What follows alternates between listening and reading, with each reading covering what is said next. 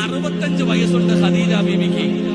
ഈ ഖദീജ ബീവി റളിയല്ലാഹു തആല അൻഹ നബിതങ്ങൾ വീട്ടിലേക്ക് കയറി വന്നപ്പോ കുളിച്ചു ഒരുങ്ങി നിൽക്കുക വീടിന്റെ മുമ്പിൽ. വീടിന്റെ വാതിലിന്റെ മുമ്പിൽ ഖദീജ ബീവി ചിരിച്ചുകൊണ്ട് നിൽക്കുന്നു.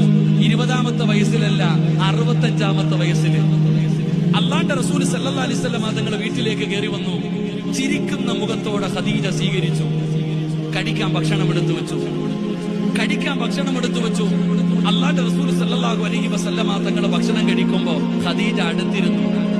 നബി തങ്ങൾ ഭക്ഷണം കഴിക്കുന്നത് കണ്ടപ്പോ ഖദീജ ബീവി റളിയല്ലാഹു തആല ചോദിച്ചു, നബിയെ എനിക്കൂടെ വാരിത്തരുവോ, എനിക്കൂടെ ഇത്തിരി ഭക്ഷണം വാരിത്തരുവോ? അല്ലാഹുവിന്റെ റസൂൽ ഖദീജ ബീവിക്ക് ഭക്ഷണം വാരി കൊടുത്തു. ഞാൻ ഇത്തിരി വാരിത്തരട്ടെ നബിയെ? അല്ലാഹ് ഈമാൻ തരുമാറാകട്ടെ. ഈ അടുത്ത കാലത്തെങ്ങാനും ഭാര്യയ്ക്ക് വല്ലതും വാരി കൊടുത്തിട്ടുണ്ടോ? ഉണ്ടോ? ചിന്തിക്ക്, കയ്യൊന്നും പൊക്കണ്ട, ഞാൻ ആണം കെട്ടുപോകും. പൊക്കില്ലാന്ന് എനിക്കറിയാം. ഈ അടുത്ത കാലത്ത് എപ്പോഴെങ്കിലും നീ നിന്റെ ഭാര്യയ്ക്ക് ഇത്തിരി ഭക്ഷണം വാരി കൊടുത്തിട്ടുണ്ടോ? എവിടെ?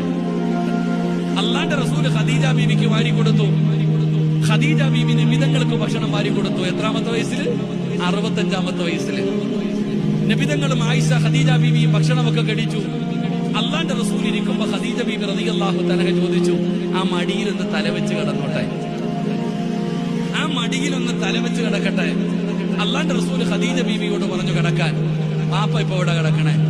ഈ പ്രായമുള്ള ഉപ്പാനോട് ഞാൻ ചോദിക്കട്ടെ, നീ എവിടാ കിടക്കണേ? നീ ഒരു റൂമിലും നിന്റെ ഭാര്യ വേറെ റൂമിലും. അല്ലാഹു നമുക്ക് ഈമാൻ തരുമാറാകട്ടെ. എടാ, നമുക്ക് പ്രായമായി കഴിഞ്ഞാൽ ഭാര്യ ഒരു റൂമില്, ഭർത്താവ് ഒരു റൂമില്. അത്രേ ഉള്ളൂ നമ്മുടെ ജീവിതകഥ. മരിക്കണ കാലം വരെ ഒരുമിച്ച് കിടക്കണം പാപ്പ. അല്ലാഹു ഈമാൻ തരുമാറാകട്ടെ.